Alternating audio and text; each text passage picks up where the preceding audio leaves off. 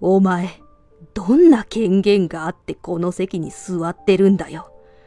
お前みたいな中卒の田舎者なんか、末席で十分だ。営業部全体の親睦会の最中、俺が配属された本社営業部の課長は、こちらを見てそう怒鳴った。課長の理不尽は日常茶飯事ではあるが、このままでは周囲の空気が悪くなると、俺はおとなしく末席へ移動する。ところが、なぜそのような隅っこに座っていらっしゃるのですか？その直後にやってきた人物の言葉と、明かされた俺の正体に、課長は血相を変えることとなったのだった。俺の名前は中野圭一郎。妻と3人の子供と共に、俺の生まれ育った田舎でのどかな暮らしをしている。俺はこの田舎の町が大好きだ。ただ、ずっと地元で暮らし続けているのかといえば、そういうわけでもない。幼少期は実家近くの裏山を走り回って過ごしていたのだが、俺は15歳の時、親の都合で海外に引っ越すこととなり、それまで通っていた地元の高校も中退を余儀なくされた。それまでの環境とは180度違う海外暮らしも、それはそれで自由で刺激的で楽しかったが、俺はやはり日本で就職をしたいと思い、親元を離れ、一人帰国することとなったのである。そして、俺は生まれ育った地元の会社に就職し、やがて妻と知り合い、結婚。3人の子宝にも恵まれた。俺としてはこの先も、素朴ながらも、人と人とのつながりが温かい、この地元で過ごすつもりだった。だが、そう予定通りにいかないのが人生というものなのか、俺は50歳にして会社の意向で本社へ異動となった。本日よりこの営業第2課へ配属となりました中野圭一郎です。どうぞよろしくお願いいたします。俺が配属されたのは課長の山上さんが率いる営業第2課である。まずは無難な挨拶をした俺に、同僚たちが口々にこちらこそと言いながら拍手で答えてくれた。だが、そんな和やかな空気を台無しにするかのような大声が課長席から飛んでくる。お前らいつまでくっちゃべってんだ？仕事しろよ仕事。会社は仲良しこよしの遊び場じゃねえんだぞ。そういう山上課長はといえば、パソコンはかろうじて開いているものの、特にこれといった仕事をしているようにも見受けられない。むしろその手元には、使用のスマートフォンが握られているくらいなのだが、その耳に突き刺さるような彼の怒鳴り声に部下たちは萎縮しているらしく、皆あたふたと自席へ戻っていく。たく、言われてから動くとか、お前ら小学生かよ。そんな部下たちを睨みつけながら、山上社長は舌打ちでもしそうな様子でそう言った。途端、ピリピリとした空気が家内に流れ始める。その雰囲気の悪さに目を見張りながら、俺は空いている席を探した。するとそんな俺を見て山上課長が鬱陶しそうに目を細める。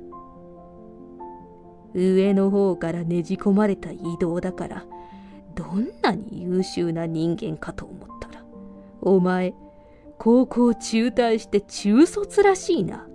それもど田舎出身で、数日前までそこの子会社にいたそうじゃねえか。わざわざ家内に響く大声で俺の経歴を口にする。そして面白くなさそうにふんと鼻を鳴らすと、いかにも俺を小馬鹿にしたように顎をしゃくって、どこでもいいからさっさと座れよと続けた。ここ空いてますよ。さまよう俺を不憫に思ったのか、近くにいた同僚が小声で教えてくれる。そしてひとまず静かに着席した俺を山上課長がちろりと睨みつけてきた。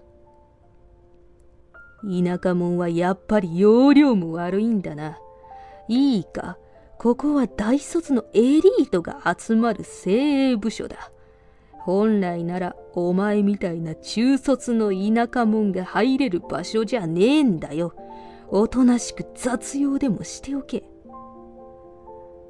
乱暴にそれだけ告げると、山上課長は肩を怒らせ、大股でフロアを出て行ってしまった。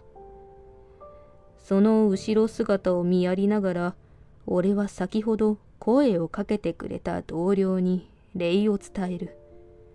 ありがとうございます。すみません。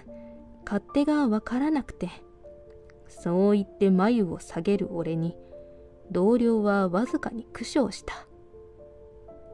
いえ、中野さんが悪いわけではなくて、うちの課長はいつもああなんで、それに部下には口癖みたいに仕事しろって言っておいて、自分は一日に何回もタバコ休憩しに行くんですよね。今出て行ったのもそう、と同僚は付け足し、軽くため息をつく。課長、上にはへいこらするくせに、部下にはあの通りめちゃくちゃ当たりが強いから、中野さんも気をつけてくださいね。そうなんですね。わかりました。ありがとうございます。と頭を下げる俺に、同僚は一つうなずいて、そそくさと仕事に戻る。なるほど。課を乱す元凶はあの課長か。俺は心の内にそう刻みながらデスクの上を片付け始めたのだった。配属初日から前途多難に見えた異動であったが、それでも営業の仕事は何とかこなせている。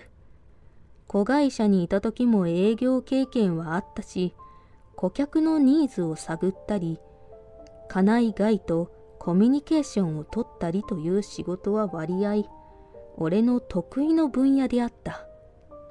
中野さん、この間の資料のフォローありがとうございました。おかげでプレゼンもうまくいきました。俺が仕事に戻ると同時に、向かい席の同僚がそう言って頭を下げてくる。俺は、いえいえ、と手を振り、笑顔で答えた。それは良かったです。私ができるのは細かいフォローぐらいなんで、プレゼンが成功したのはチームの皆さんの実力ですよ。本社へと異動になって1ヶ月。おかげで俺は周囲とも打ち解けることができていた。だがもちろん、依然として山上課長からは毎日のように怒鳴られている。それはまあ、家内の人間なら誰しも同じ状況ではあるのだが、どうも山上課長は俺がそれなりに仕事をこなせることにことのほかイライラしているようだった。多分原因は中卒であるという俺の経歴、そしてもう一つは俺が配属1週間にして難攻不落と言われたとある会社の契約を一人で勝ち取ったことにあるらしい。山上課長も十中八九嫌がらせでこちらへと担当を回したのだろうが、つても何もない俺がすんなり契約へと至ってしまったものだから、彼はポットでの新人に自分の顔を潰されたと思っているようだった。同僚は俺のことを手放しで褒めてくれたが、あの時の山上課長の怒りと嫉妬に満ちた表情は今でも目に焼き付いている。さすがにこれ以上彼を刺激すると、自身はともかく周りまでも巻き込みかねないと思い、ここのところ俺は特に山上課長の前では非常におとなしく振る舞っていた。だがその日、そうも言っていられない事態が起こってしまう。熱が出てしまったみたいで、すみませんが早退させてください。相変わらず何の仕事をしているかわからないような山上課長のデスクの前で、一人の女性社員が青い顔をして早退を願い出ていた。確かに彼女は今朝から顔色が優れず、時々辛そうにこめかみを揉んでいた姿を目撃している。そして午後に入ってからいよいよ体調が悪化したらしく、今も吐き気をこらえるような仕草を時々見せていた。だがその女性社員を探るように見ていた山上課長はとんでもないことを言い出す。はあ、今日は取引先との会食に同行するように言ってあっただろうが、微熱くらいで早退させろなどよく言えたもんだな。そもそも体調管理も仕事のうちだろ。早退など絶対にさせないからな。それは、でもさすがにこの体調では取引先にもご迷惑が。早退が認められず、泣きそうになりながらも女性社員は必死にそう言い募る。しかし帰ってきたのは山上課長の無情な命令のみ。認めん。お前は取引先のお気に入りなんだよ。お前を連れて行くと約束した俺のメンツを潰すつもりか。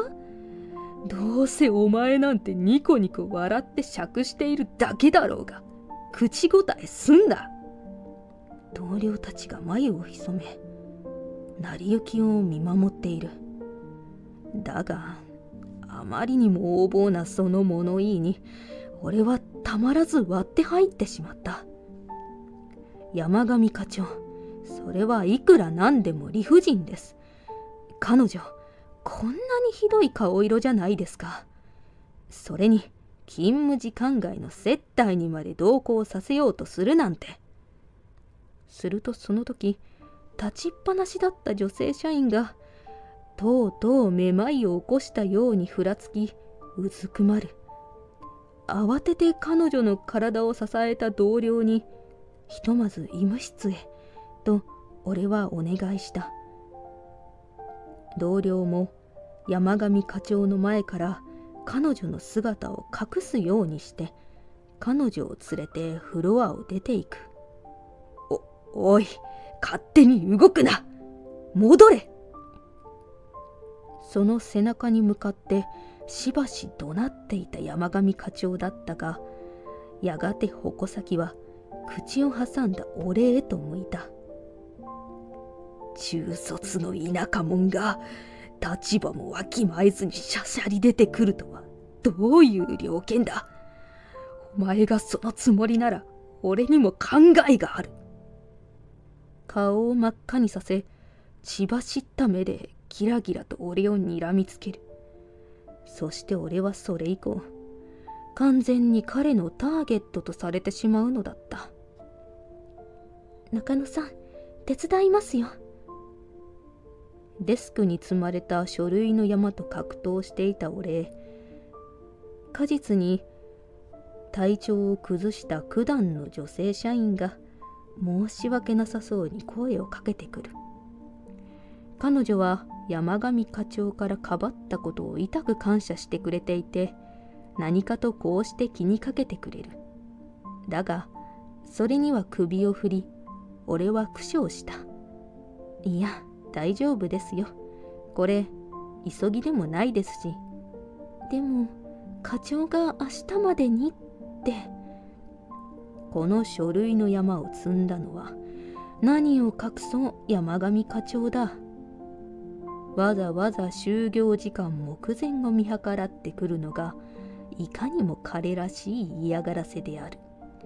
心配げに眉を下げる彼女に俺は再び首を振った。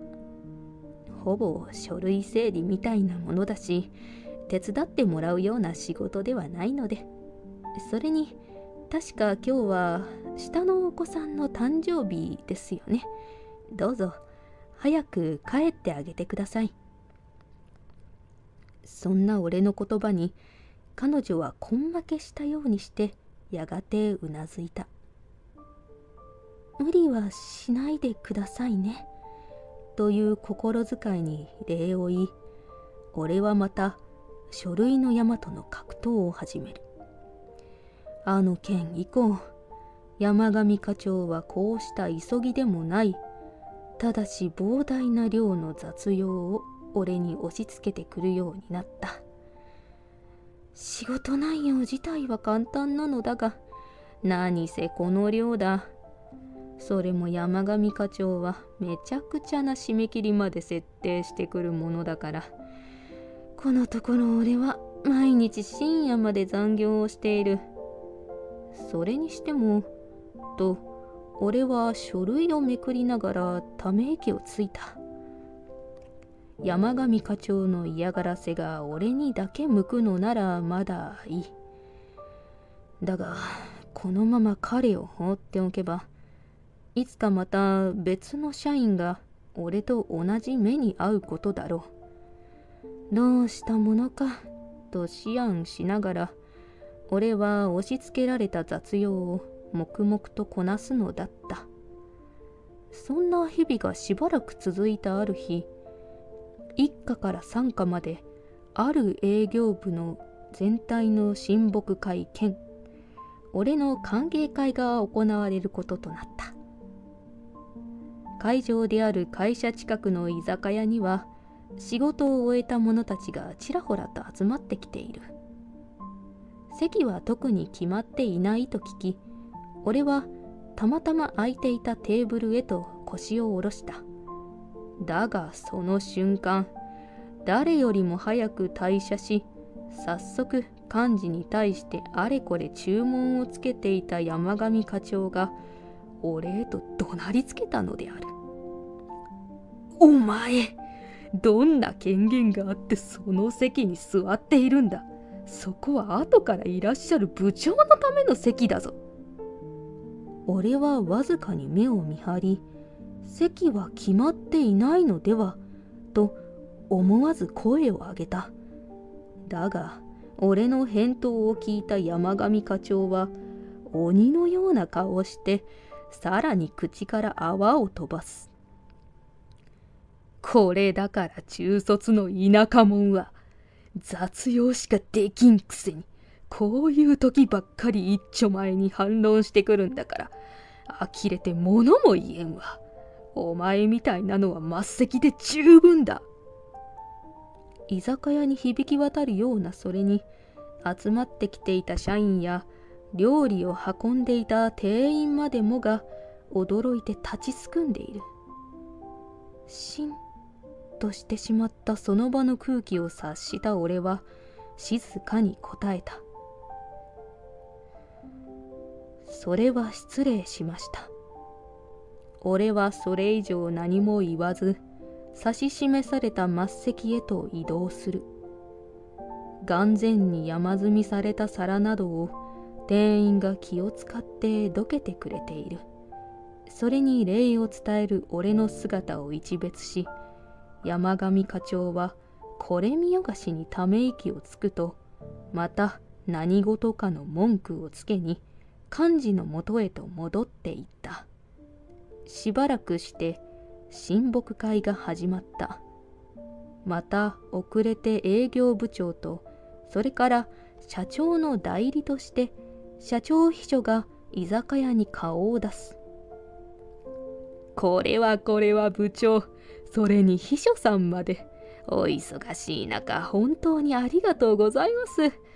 あ、お席はこちらで、足元お気をつけくださいませ。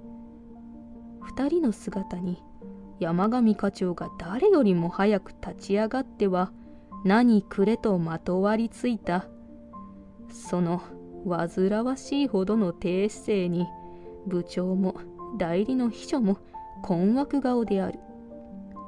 だがその時、山上課長に上座へと案内された部長がこちらを見てポカンと口を開けた。中野さんがなぜそこに、それも末席じゃないですか。続いて社長秘書も冷静ながらつっと眉を潜めて山上課長を見やる。あの方は上座にいらっしゃるのが当然かと思いますが、自身より立場が上の二人が揃いも揃ってそんなことを言い出すものだから、山上課長は意味がわからず、えと首をかしげる。彼はこの春に営業2課へ私の部下として入った子会社のものでして、するとそれを聞いた部長がすっとんきょうな声を出した。何を言っているんだ君は。あの方は弊社の次期社長だぞ。それをよりにもよって君の部下などと。社長？中卒の田舎者が？山上課長が部長の剣幕にあっけに取られたようにして聞き返す。だが部長はそんな山上課長の返答を蹴散らす勢いで怒鳴りつけた。口の利き方には気をつけたまえよ君。誰に向かってものを言っている。そして彼らのやりとりであらかたの事情を察したらしい秘書が呆れた目をして俺を見合ってきた。そうなのだ。実は俺は次期社長として本社へと呼ばれたのである。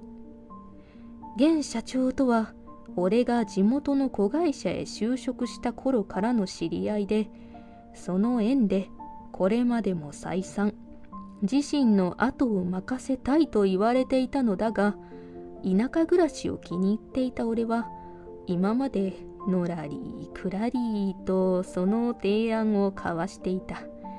だがいよいよ現社長が退任することが決まり、彼のたっての願いで俺は次期社長へと押されたのであった。